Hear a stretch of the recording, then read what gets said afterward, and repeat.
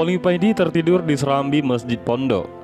Setelah selesai menyapu halaman pondok, Wali Paidi pergi ke serambi masjid sebelah kiri dan menjalankan sholat duha. Sehabis sholat duha inilah Wali Paidi tertidur. Dalam tidurnya, Wali Paidi ini bermimpi melihat seorang pastor Katolik di sebuah gereja yang sangat besar.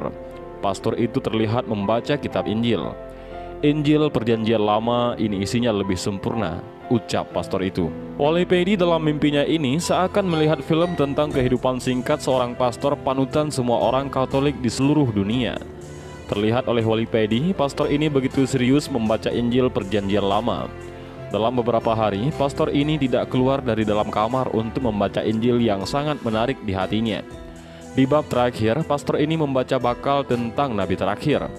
Setelah membaca Injil Perjanjian Lama, pastor ini sulit tidur.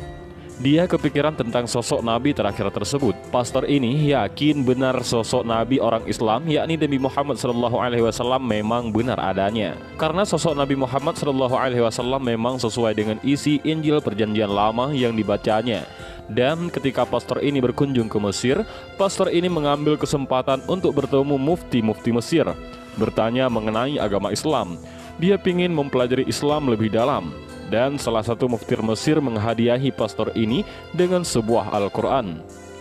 Setelah acara kunjungan di Mesir selesai, dia kembali ke Vatikan dan mulai membaca lembar demi lembar isi Al-Quran. Pastor ini semakin kagum dengan isi Al-Quran yang dibacanya. Pastor ini setiap ada waktu luang dia selalu membaca Al-Quran. Setelah khatam dia mengulanginya lagi. Tanpa disadarinya, dia telah mendapatkan kenikmatan dalam membaca Al-Quran. Ketika di lain waktu, pastor ini bertemu dengan mufti Mesir yang memberinya Al-Quran. Pastor ini berkata, "Aku tidak akan bisa tidur sebelum membaca beberapa ayat dari Al-Quran. Terima kasih telah memberikan Al-Quran yang begitu mengagumkan ini kepada aku."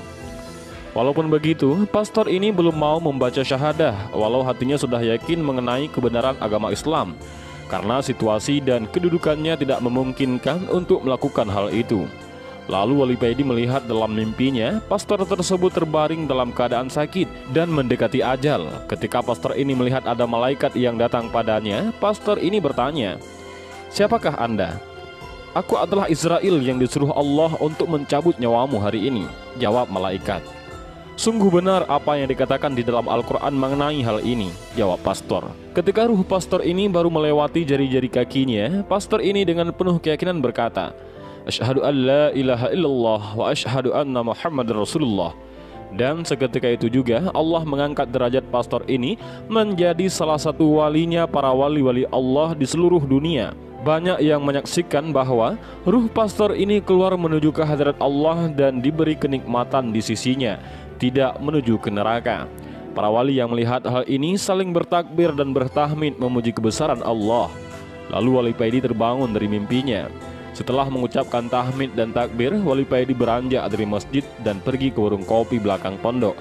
Ketika Wali Paidi baru saja duduk, Wali Paidi melihat berita di TV yang berada di pojok warung mengabarkan kalau Paus Yohanes Paulus telah meninggal dunia.